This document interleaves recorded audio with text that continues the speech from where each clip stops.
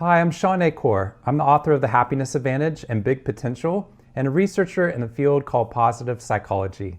Positive psychology was a movement in psychology to shift away from studying just depression and disorder, to see if we could study things like hope and optimism and joy and compassion and connection, and find some way of being able to ripple that research out to more and more people.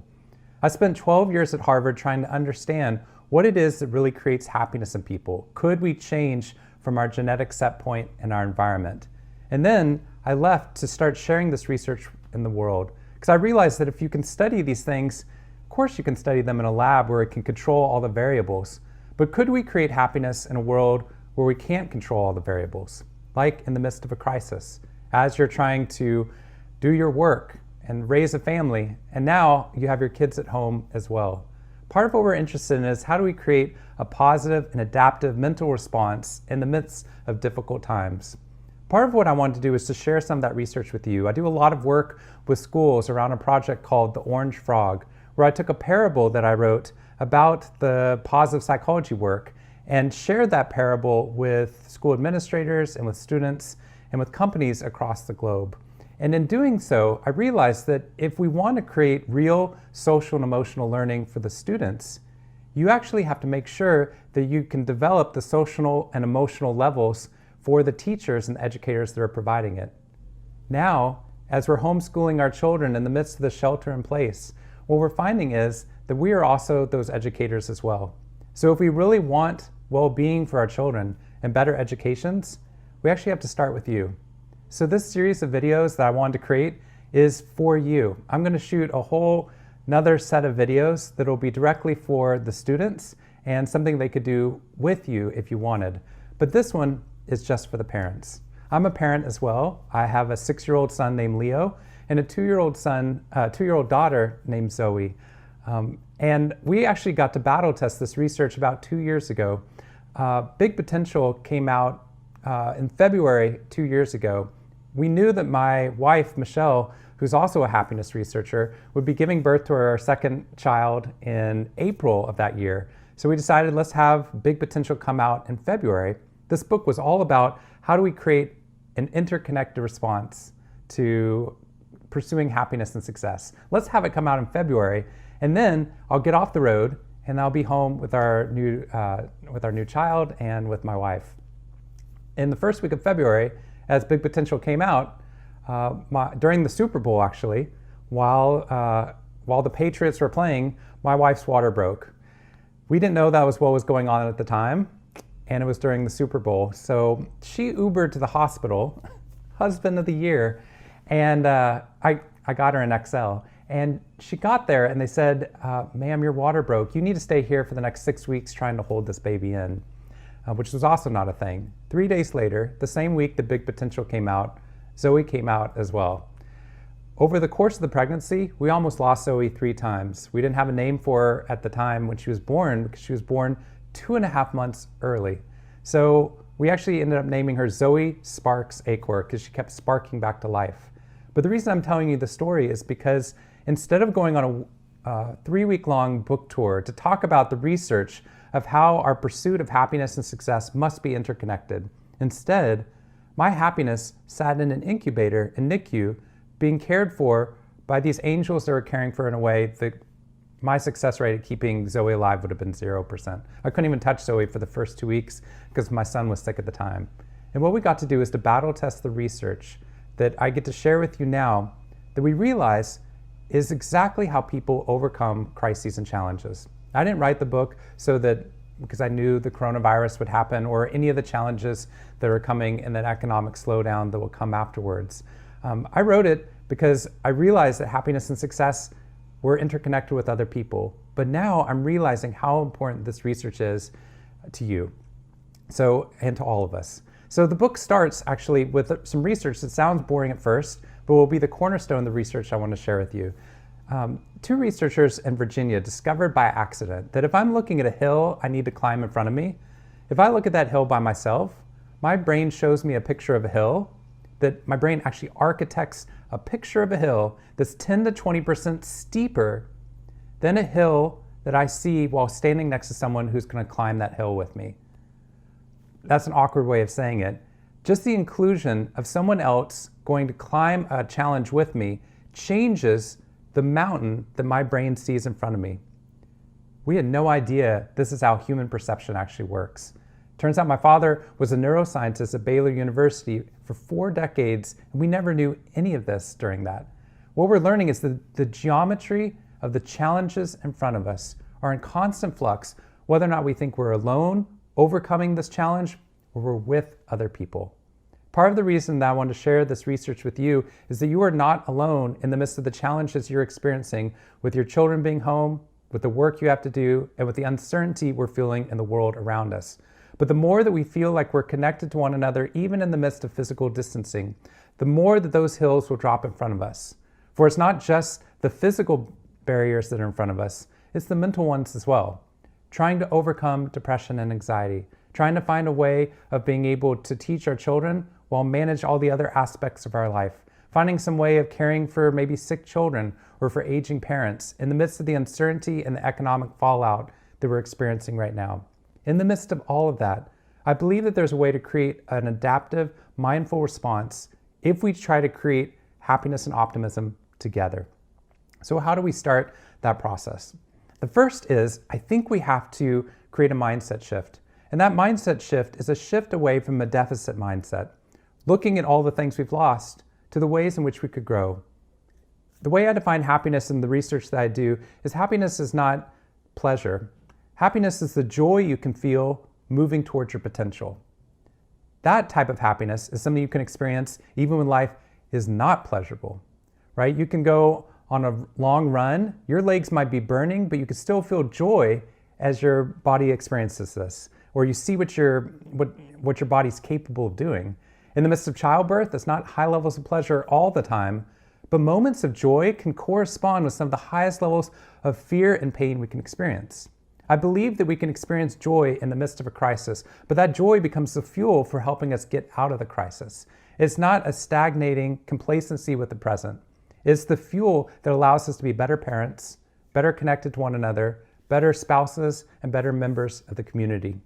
So once we've got that idea, we need to actually build in this idea of rational optimism. I think one of the responses that we've seen in the midst of every crisis we've researched is that oftentimes people think that they have to turn a blind eye to all the negative going on in the world if they're going to create happiness. But if we sugarcoat the world or turn a blind eye to the problems, we don't fix any of the problems. And moreover, people in our life, our family members, the people that we work with, the people that we lead, stop believing in our leadership and our advice and our parenting because they believed we're divorced from reality. Other people, and you've seen this as well with many of the members of people in your life, and maybe you're experiencing it as well, when you see negativity or a negative event, your brain can start to believe that that's the entirety of your reality, that there's nothing else aside from this negative. And the stress becomes overwhelming, and you start to believe that that negative is permanent and pervasive. When that happens to the brain, the amygdala, the middle part of the brain, starts to freak out. It causes an emotional hijack. It steals resources from the front part of the brain, the prefrontal cortex, that makes good decisions, that figures out how to create happiness, that problem solves about how we can move forward, that makes good financial decisions. So how do we short circuit that emotional hijack? One of the ways is to not go between those two poles. What we want is the middle path, called rational optimism. Rational optimism starts with a realistic assessment of the present, but maintains the belief that our behavior matters if we're linked to the right people. That's so valuable. It's not this idea that you turn a blind eye to the world. You start with realism, but you maintain the belief your behavior will matter if linked to the right people. When people do that, we start to see a shift. I realize that almost all the research that I've been doing in positive psychology has happened in high crisis or challenge situations. For those of you who don't know me, I'm working with all the schools in Flint, Michigan, in the midst of cyclical poverty, in the midst of the water crisis, working with those incredible educators and administrators there to try to help them to be able to create a positive response. I worked in the wake of the Boston bombings with critical care nurses. I work with trauma hospitals in the wake of the Pulse nightclub shooting. I work in Zimbabwe with farmers who lost their lands when the economy absolutely collapsed and they were pushing around their currency in wheelbarrows. I started all of this work in the midst of a banking crisis, when we had no idea if the economy would ever recover. What we realized is something very important. Right now, what I keep hearing from so many parents is that this time is so frightening because it's unprecedented. We've never had the school shut down. We've never had an economy shut down because of a pandemic during our lifetime. And that's true. But what's amazing about that is that as soon as you hear that it's unprecedented, the brain starts to have that emotional hijack. We can feel it. I've never experienced this. I have no idea how to overcome it. It's why the first breakup's the hardest. The first cut is the deepest because we have no empirical proof that we can get over it. But I think that there are ways that we can. So if you think about it, over the past just 100 years, we've gone through and overcome a world war that we never thought would end.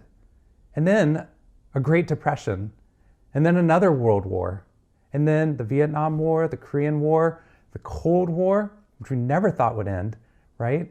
Then September 11th, and then the financial crisis, and now this.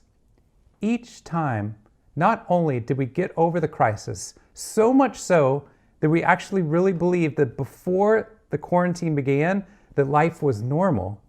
We got over it so much that life started to feel normal again.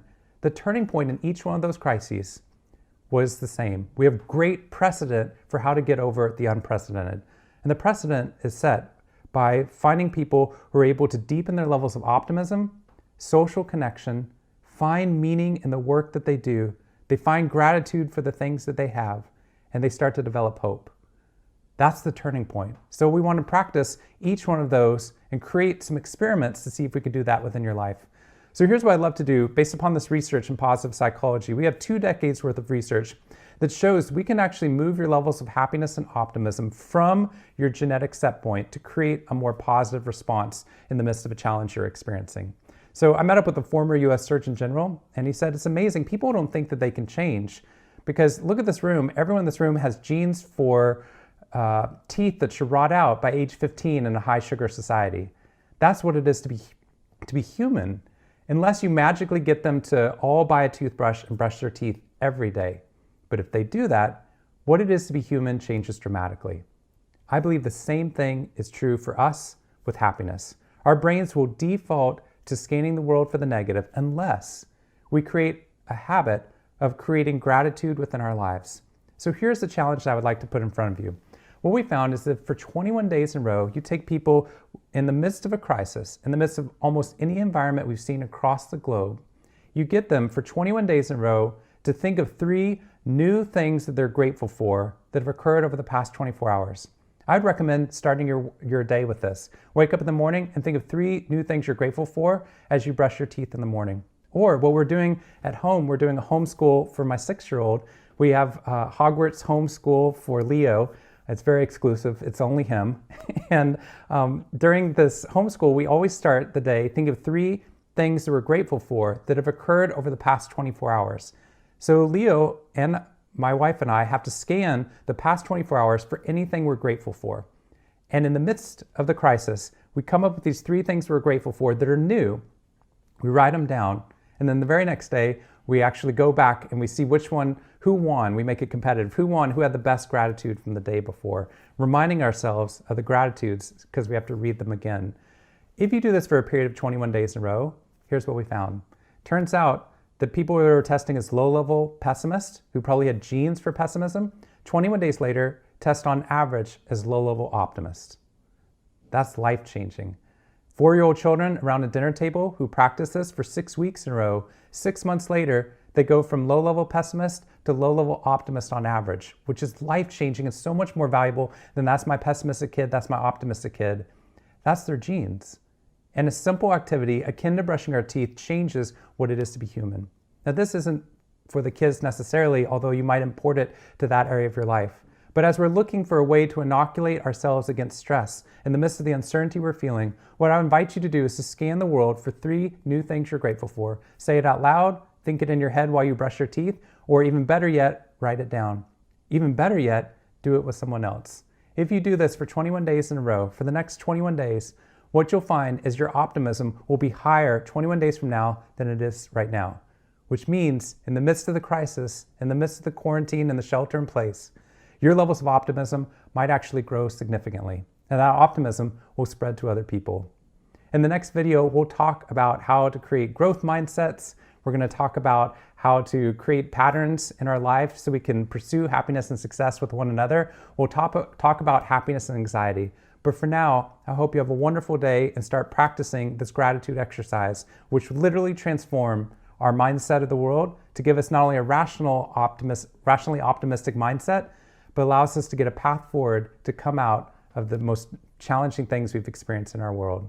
Have a great day.